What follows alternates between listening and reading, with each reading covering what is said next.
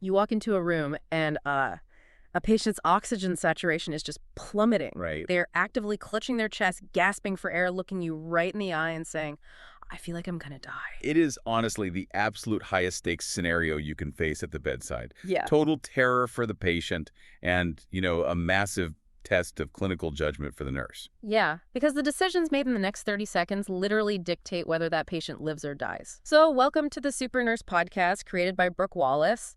And just a quick disclaimer right off the top, I am not Brooke Wallace. Right. And neither am I. But Brooke is a 20-year ICU nurse, an organ transplant coordinator, a clinical instructor, and a published author. Today, we have a massive stack of her actual clinical protocols, her NCLEX teaching guides, and her bedside notes. Yeah, and our mission for this conversation is to extract the vital mechanisms from those notes so you can really master the respiratory system for both the exams and real-world ICU care. Exactly. Before we get rolling, make sure you subscribe and check out the video version of this show on YouTube. The link is in the description, and the channel is called Super Nurse AI. Okay, so we are anchoring everything today to the ultimate golden framework in nursing, which is the ABCs of prioritization. Right. Airway, breathing, circulation. Right. You always secure an open airway and fix breathing struggles before you even think about moving on to circulation issues or, like, psychosocial needs. Which makes perfect sense when you look at how emergencies are triaged, right? Like, a patient exhibiting wheezing with an oxygen saturation of 89% is always going to take priority over a clinically stable patient complaining of chest pain. Airway and breathing trump everything. Yeah. Every single time. But here is the massive clinical challenge. You walk into that room, the patient is suffocating, and you have to figure out the underlying mechanism causing their breathing to fail. Right, so let's tackle what Brooke's notes describe as the ultimate diagnostic minefield, distinguishing a COPD exacerbation from acute heart failure. Because the clinical signs overlap heavily, both present with severe dyspnea, which is extreme shortness of breath. And to complicate things further, research shows that 20 to 30% of patients with severe COPD also have underlying heart failure. So you might be dealing with both processes at the exact same time. That sounds like a nightmare. Let's break down the mechanics. COPD, or chronic obstructive pulmonary disease, is fundamentally a trapped air problem, right? Exactly. The lungs lose their elasticity, meaning they can inhale fine, but they physically cannot exhale fully. The air just gets stuck. And clinically, we see this split into two main presentations. First, you have emphysema, often called the pink puffer. Right, because years of trapped air hyperinflate the lungs, giving these patients a characteristic barrel chest. Oh, yeah. And when you percuss their chest, you hear this hollow hyperresonance. They have to rely on pursed lip breathing just to create enough back pressure to forcefully push the trapped air out. Wow. Then the other presentation is chronic bronchitis, the blue bloater. This is severe chronic inflammation of the bronchi. They are often cyanotic, which explains the blue part, and they produce massive amounts of thick, purulent mucus. Yeah, and that bloater aspect comes from a brutal cardiovascular complication. If the lung tissue is stiff, fibrotic, and damaged from COPD, the right ventricle of the heart is essentially pumping blood against a brick wall. Which is called pulmonale. Yes, exactly. Yeah. The right ventricle has to work so hard to push blood into those high-resistance lungs that the heart muscle eventually hypertrophies and fails. So blood backs up into the venous system, causing systemic fluid overload, which brings us to the other side of this minefield, heart failure. Right. While COPD is a trapped air problem, acute heart failure is a heavy fluid problem. But just seeing, like, pitting edema in a patient's legs doesn't automatically mean fluid is actively flooding their lungs in that exact moment. You have to look at their sputum. Yes, you really do. A COPD exacerbation, which is usually triggered by a respiratory infection, produces thick yellow or green sputum. Okay, whereas acute heart failure produces pink, frothy sputum. Right, because the backed up fluid pressure in the pulmonary vessels gets so incredibly high that the tiny capillaries surrounding the alveoli physically rupture. Oh, wow. So blood actually mixes with the edema fluid. Yeah, and as the patient gasps for air, it whips that bloody fluid into a froth. That is terrifying. Okay, let's look at the auscultation side of this. Standard clinical logic says that if I am listening to their lungs and hear a wheeze, my brain immediately goes to constricted airways, like asthma or COPD. Naturally. But wait, couldn't a heavy fluid problem theoretically compress those same airways from the outside, creating the exact same sound? Yes, and that is the cardiac wheeze. It traps nurses all the time. I bet. Massive fluid buildup in the lung tissue becomes incredibly heavy. It physically crushes the small airways from the outside in, so the air squeaks through that narrowed tube, perfectly mimicking a bronchospasm. So you cannot rely on your ears alone. You need objective data, like a BNP lab draw. Right, brain natriuretic peptide. It is a hormone secreted specifically when the heart ventricles stretch from extreme volume overload.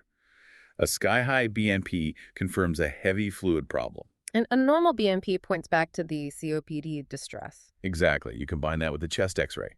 A heart failure x-ray will look white, often with a bat wing pattern from all the fluid. While a COPD X-ray will show hyperlucency, it looks incredibly dark because of all the trapped air, and you can physically see that the diaphragm has been flattened out from the hyperinflation. So once your bedside detective work confirms a COPD exacerbation, the patient's oxygen is obviously going to be low. The immediate human instinct is to blast them with high-flow oxygen. And doing that can be completely lethal, right? Blasting a suffocating COPD patient with 100% oxygen goes against everything we think we know about helping someone breathe. It does. To understand the physiology, we have to look at the hypoxic drive. In healthy people, central chemoreceptors in the brainstem monitor hydrogen ions from carbon dioxide. When CO2 builds up, the brain forces you to take a breath. But end-stage COPD patients are chronic CO2 retainers. They constantly walk around with a PaO2 of 50 and a PaSO2 of 50. Their baseline is totally skewed. Right. Because their carbon dioxide is always high, their brain's chemoreceptors essentially become numb to it. So the body compensates by shifting control to peripheral chemoreceptors that monitor oxygen instead. Yes.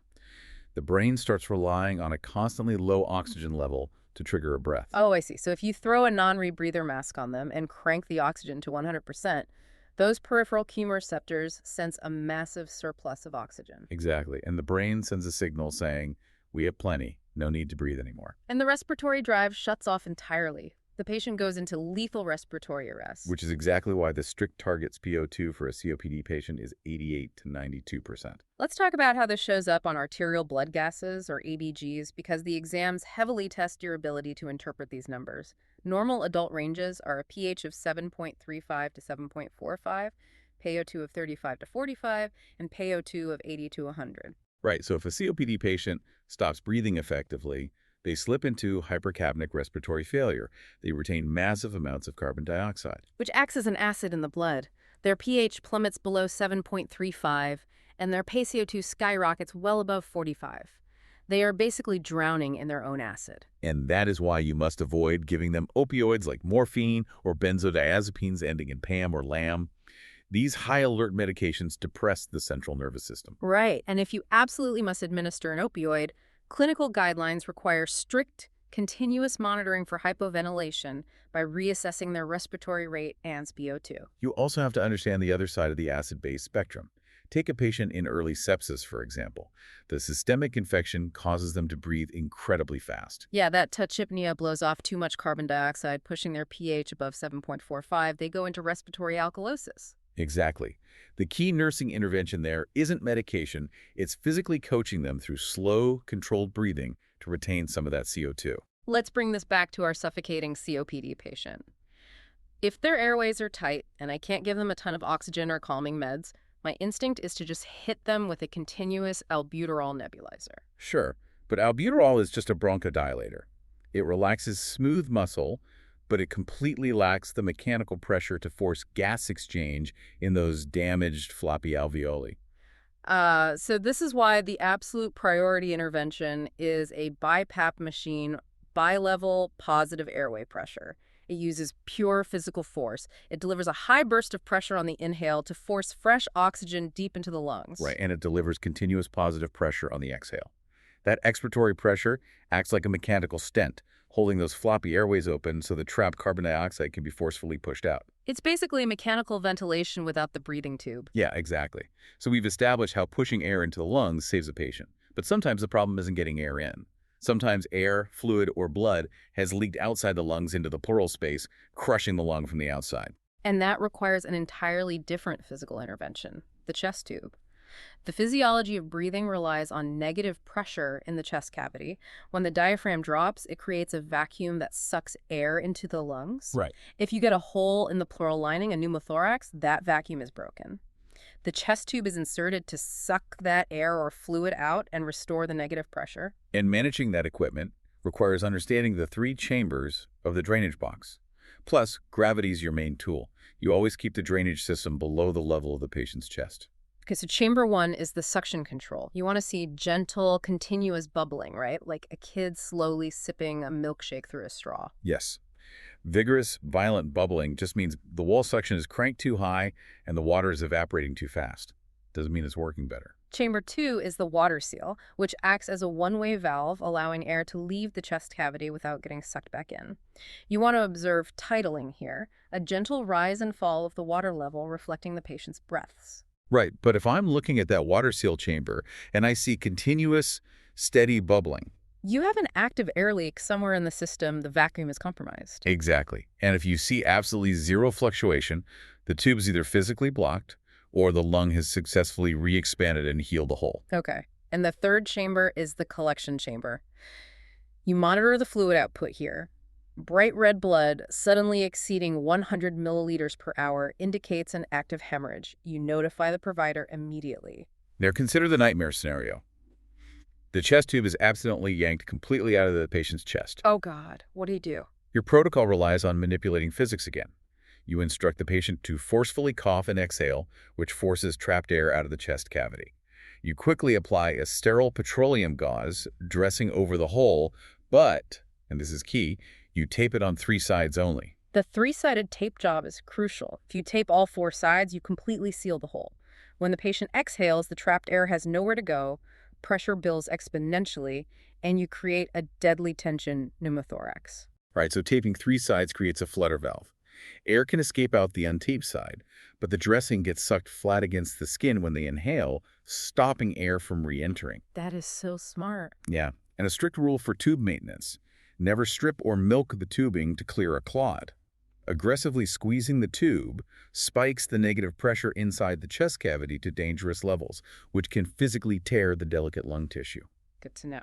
Okay, let's route our focus from the chest wall up to the neck. Managing tracheostomies. Bypassing the upper airway completely requires a massive focus on pulmonary hygiene to prevent atelectasis and infection. You definitely have to coach these patients to use an incentive spirometer, keeping those alveoli expanded. When a patient returns with a brand new surgical tract, the immediate priority is the tightness of the tract ties. Right, you should be able to slide exactly 1 finger underneath them. Too loose, and a strong cough will dislodge the entire tube, causing a lethal loss of airway. If accidental decannulation happens, your reaction depends on the age of the surgical site. A stoma less than 7 days old is an immature tract. If you try to blindly jam the tube back in, you'll likely push it into the soft tissue of the neck, missing the trachea entirely. So for a new stoma, you cover the hole and use a bag valve mask to ventilate them over their mouth and nose. Right. But if the stoma is over 7 days old, the tract is well formed. You grab the curved hemostat or the obturator kept at the bedside, reinsert a new tube, and secure it. Maintaining that airway involves suctioning, whether it's oral, tracheal, or nasopharyngeal. Brooks' teaching guides are very clear on the strict rules here. First, never schedule suctioning. You don't just do it every 4 hours. Yeah, you do it based on clinical assessment hearing course, junkie sounds, or seeing their oxygen saturation drop. You must pre-oxygenate the patient before going in.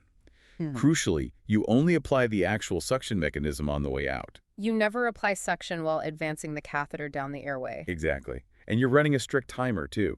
Maximum 15 seconds per pass. It is a tactical strike, not a routine house cleaning. You drop in, grab the target secretions, and get out. Lingering means you are literally sucking all the oxygen out of their lungs. The pediatric population requires a completely different approach to airways because their anatomy is so small and reactive.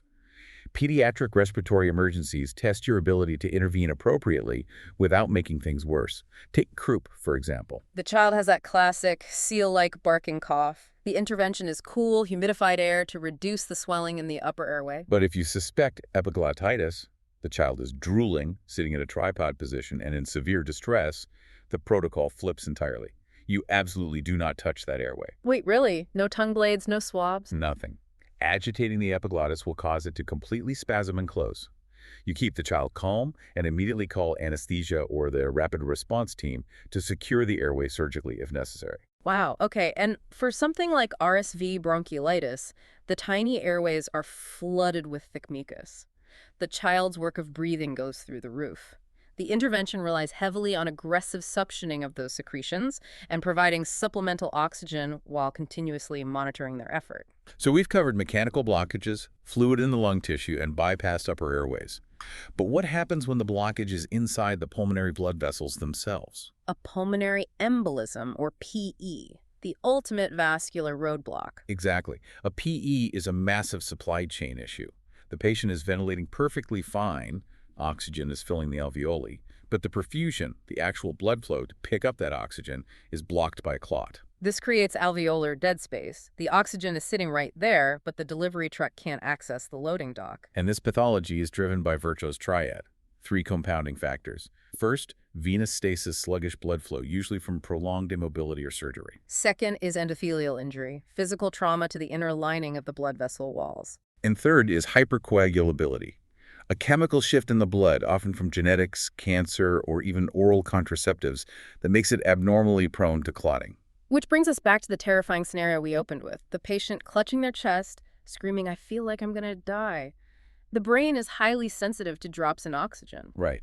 When a massive clot pumps off the pulmonary artery, the right ventricle of the heart strains violently against that resistance. The central pump begins to fail. The brain senses this catastrophic pressure shift and dumps massive amounts of sympathetic hormones. That feeling of impending doom is a profound physiological alarm. Your nursing action has to be immediate. You never leave the room. You elevate the head of the bed into a semi-Fowler's position to maximize lung expansion, apply high-flow oxygen via a non-rebreather mask, and look them in the eye, stating plainly, "I will stay with you until the physician comes." No false reassurances.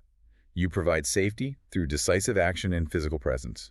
The provider will order diagnostics, starting with a D-dimer blood test. This lab measures the tiny fibrin crumbs left behind when the body attempts to break down a clot, right?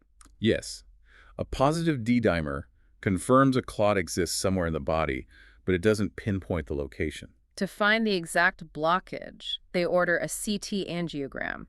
The contrast dye lights up the pulmonary vessels, outlining the exact location of the embolism. Once confirmed, we move into high-alert pharmacology.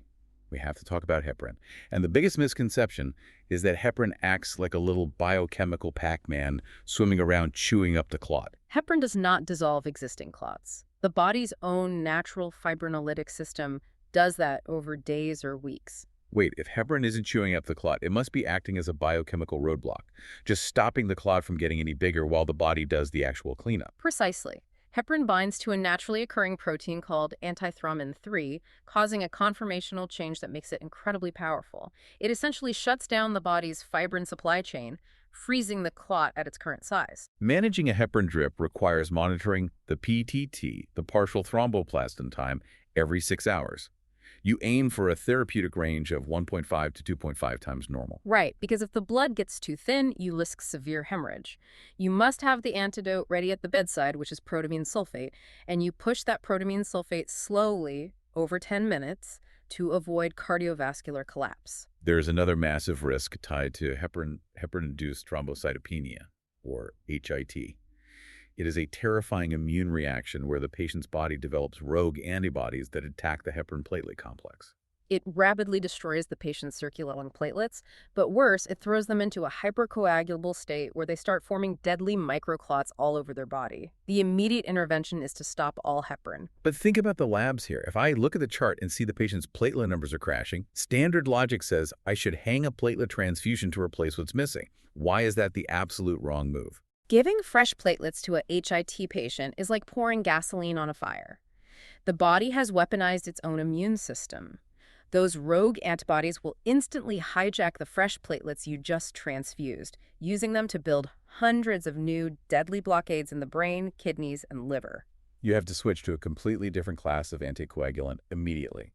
Blood clots aren't the only type of embolism, though. If you are removing a central line and a bubble of room air gets sucked into the vein, you have an air embolism. You have seconds to act. You immediately place the patient in the left Trendelenburg position. The physics of that position, saves their life. By placing them on their left side with their head down, gravity forces that air bubble to rise and become trapped in the apex of the right ventricle. It physically holds the air inside the heart chamber so it cannot be pumped into the pulmonary artery, buying time for the air to slowly be reabsorbed. Before we wrap up, let's briefly touch on inhaler pharmacology for acute respiratory distress, specifically the AIM acronym for asthma attacks. You administer albuterol first, the fast-acting bronchodilator to open the tubes. Then ipratropium, the anticholinergic, which dries up the massive amounts of secretions. Finally, methylprednisolone, the systemic steroid to crush the severe inflammation. And when doing inhaler education for discharge, you must teach clients proper medication techniques. Instruct them to shake a metered dose inhaler canister for 5 seconds to mix the medication before inhaling. And always teach them to thoroughly rinse their mouth out after using any steroid inhaler to prevent oral thrush, a localized fungal infection. We have covered a massive amount of clinical ground today, unpacking Brooks' notes from airway prioritization all the way to high alert pharmacology. Every single intervention we discussed today, from adjusting BiPAP pressure to positioning a chest tube drainage box, to rolling a patient into left Trendelenburg to trap an air bubble, is ultimately just the nurse manipulating physics and gravity to buy the human body enough time to heal. Think about Boyle's law, how the body relies on creating a negative pressure vacuum to pull the weight of the Earth's atmosphere into the lungs. Understanding those underlying physiological mechanisms is what transforms a textbook student into a competent, life-saving ICU nurse. But I want to leave you with a completely different thought to mull over. We opened the show talking about that 30-second window of terror when a patient begins suffocating and the nurse has to figure out the cause. Yeah. With the rapid advancement of wearable technology and AI-driven continuous monitoring, we are approaching a future where microsensors could detect minute shifts in pleural pressure or subtle strain on the right ventricle hours before the patient even feels short of breath. That's wild. Imagine a world where that 30-second window of terror is eliminated entirely because the machine alerts you to the physiological shift before the symptoms even manifest. How will that change the art of bedside nursing? That is a fascinating concept to consider as technology merges with bedside assessment. On your next clinical shift, when a patient struggles to breathe, look past the isolated panic. Ask yourself, am I treating a heavy fluid problem, a trapped air problem, or a vascular roadblock? Find the mechanism and you will know exactly how to save them. Keep learning, keep pushing yourself, and don't forget to subscribe to the Super Nurse AI YouTube channel. You've got this, and we'll see you on the next shift.